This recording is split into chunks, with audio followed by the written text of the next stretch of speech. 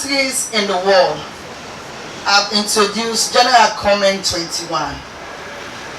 One of them is Uruguay, second one is the Philippines, and for us Africa and West Africa, we have Ghana. Ghana has been an example, and if Ghana can work and can design their strategy towards General Comment 21, meaning all member states can and will be able to do that.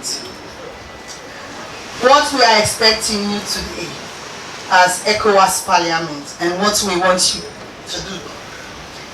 We want the ECOWAS, we want to ask you all to urge all member states to adapt the General Comment 21 based strategies, ensure children are involved at every stage, design, implementation, monitoring, and review. We also want you guys to facilitate peer learning using Ghana as a regional model. We also want you to establish a regional monitoring and mechanism with annual reporting to Parliament. Ensuring reports use long-term accessible, child-friendly platforms where children can voice their experiences. That's our recommendation one. It is achievable. Ghana has proven it. Sierra Leone and any other member state can. Most common reasons why children go on the streets in Sierra Leone, but also West Africa: exploitation via men picking. Men picking is where children are placed with urban relatives, but under promises of free education.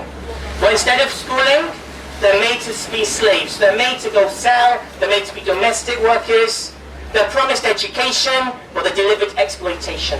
It's the biggest factor by far why there's street children in our salon today. Lack of access to education.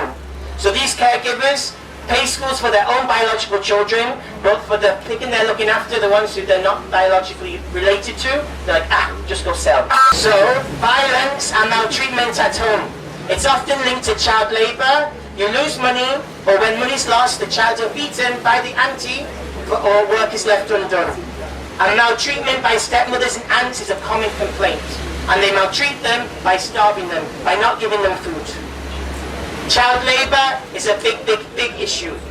You're made to sell items, you're made to sell all domestic work, and the families of, and then if you lose money, they'll beat you, they flog you, they drive you.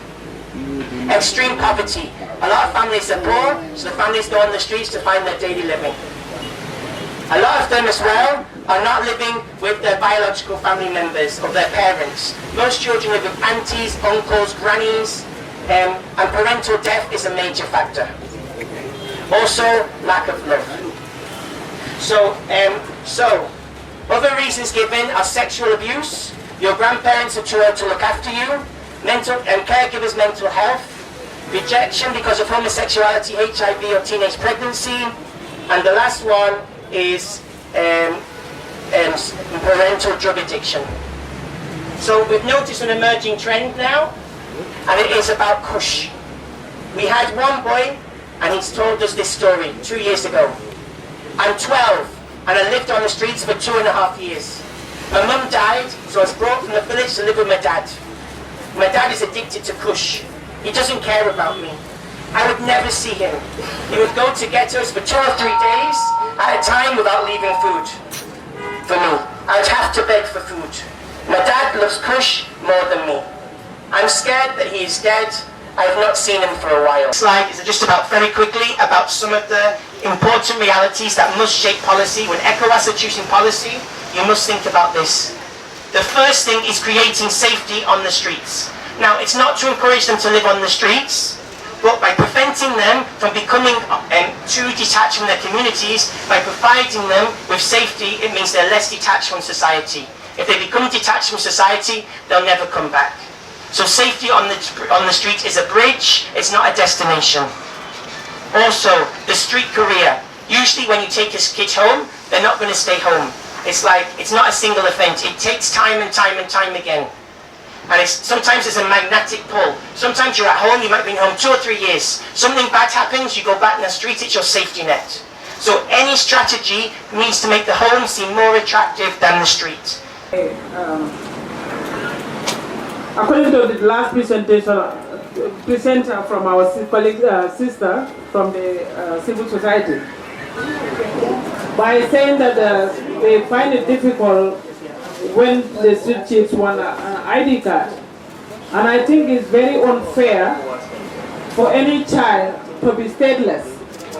Because no matter what, they are in the street, but they come from a family. They come from a society. So if the society want to be failed, let them leave those kids on the street. But they shouldn't find difficult for them to be documented, to get a legal right as the constitutional mandate. Mention war orphans. You know, when you have a war, violence in a particular location, it amplifies these societal issues. And I know Liberia faced such an issue which ended in 2002, right? That's 26 years ago.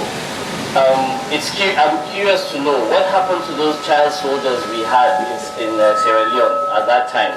And I'm sure the reason why some of these organizations came to be in Sierra Leone is because of the war that happened that ended in 2002. And I'm very curious, I want to know more from you. What happened to those child soldiers? What did you do to rehabilitate them and reintegrate them into the society? Currently, my constituency is facing similar, in Nigeria, Zamfara State in particular, banditry issues. And we have a lot of young children. And the issue is on both sides. One side, you have the child soldiers that are being recruited by these elements, either freedom fighters, some criminal elements, or whatever you call them. And on the other hand, orphans from parents that are being killed as a result of the violence. Now we want to learn from each other. We want to know, because now it's happening in my, and I know we are breeding orphans. And these orphans, if you don't take care of them, they either become recruits or they become societal menace. We want to learn from you. What have you done within the last 26 years to at least bring it down to societal issues away from the main problem? And to the young children here, the best volunteers anywhere in the world are people that have faced similar societal issues. The best volunteers. So please, I enjoy you. Please grow, become someone, and be part of volunteerism to help the next generation. You are already in it now.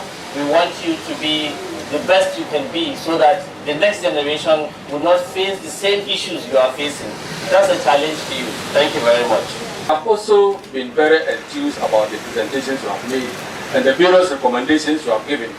They are the same across all the ECOWAS members states. And we in various countries are doing a lot to ameliorate some of these challenges we are facing. I also thank you for commending Ghana for signing the resolution of the General Comments on the Children, and I assure you that we are doing more.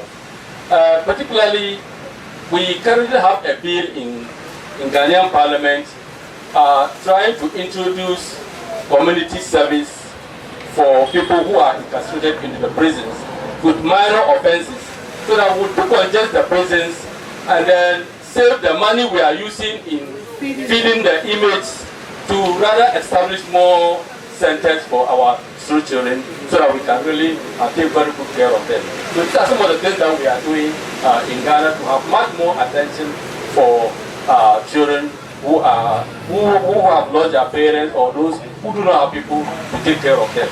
So we cannot commit ourselves now because we have been sent. This is just a committee, 4 committees. We cannot commit ourselves here until we are at the plenary. After the conclusion, after everything, we put everything together. And that is where we are here, to get first-hand information from you. So to say we can come here and commit ourselves, no. And also the repealing of laws. We are coming from different countries and different backgrounds and different constitutions. So we have to go back decisions. If we are going to repeal any law, we will go there and try to see what to do.